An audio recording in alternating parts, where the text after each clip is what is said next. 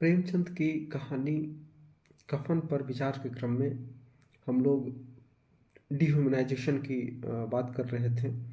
और इस क्रम में हमने बात की कि सिर्फ जो शोषित वर्ग है वही डिह्यूमनाइज नहीं होता, शोषक वर्ग जिसे हम प्रभु वर्ग भी कह सकते हैं वह भी डिह्यूमनाइज होता है। या दूसरी बात है कि डिह्यूमनाइज होने का जो तरीका है वह अलग होता है। पहला वर्ग मजबूर होता है, शोषित वर्ग मजबूर होता है, और शोषक वर्ग जो है वो इसे एक शॉक समझता है डिह्यूमनाइज होने को। वही जो रोम के कोलोजियम में देखने को मिलता है, मिलता था, है नहीं, मिलता था। प्रेमचंद अपने लेखन में विद्रोह को मुखर रूप में तो नहीं दिखाते, पर इस शौक को यानी डिह्यूमनाइज होने के शौक को बेनकाब करने की बेचैनी उनके साहित्य में ज़रूर मिलती है।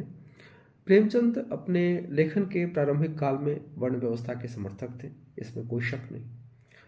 शायद इसी बात को दृष्टिगत रखते हुए एक दलित चिंतक ने लिखा है कि एक दलित चिंतक सामाजिक जड़ों की अनदेखी नहीं कर सकता है।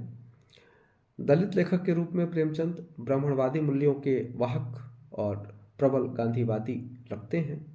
उन्होंने अपनी कहानियों में चमारों की दुर्गति और गलत चित्रण द्वारा पाठकों को नकारात्मक राय कायम करने का आधार दिया। अतः प्रेमचंद लेखक के बजाय वर्णभेद के समर्थक कायस्थ अधिक दिखाई देते हैं। पर प्रेमचंद की परवर्ती कहानियां इस धारणा को निर्मूल करती हुई जान पड़ती हैं। सदगति के एक पात्र द्वारा चमारों को एक करने की कोशिश और उस कोशिश का सफल होना प्रेमचंद की विद्रोह वृत्ति का परिचय कराने के लिए पर्याप्त है। प्रेमचंद ने हंस या जागरण, जिन पत्रों का संपादन उन्होंने किया है, तो हंस या जागरण के संपादकीय लेखों में दलित समस्या पर बहुत कम या लगभग नहीं लिखा है, ऐसा आरोप भी उन पर लगता रहा है। वस्तुतः प्रेमचंद वैचारिक स्तर पर द्वंद्वग्रस्त थे।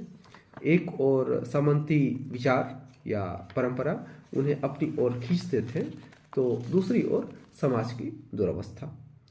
पर ये जो द्वंद्व है उसे उन्होंने अपने कथा साहित्य में बहुत हद तक हल कर लिया है।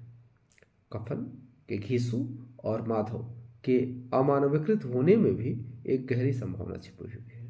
जब मैं कह रहा हूं कि उनके डिह्यूमनाइज होने में, कफन में घीसू और माधव के डिह्यूमनाइज होने में एक गहरी संभावना छिपी हुई है, तो उसके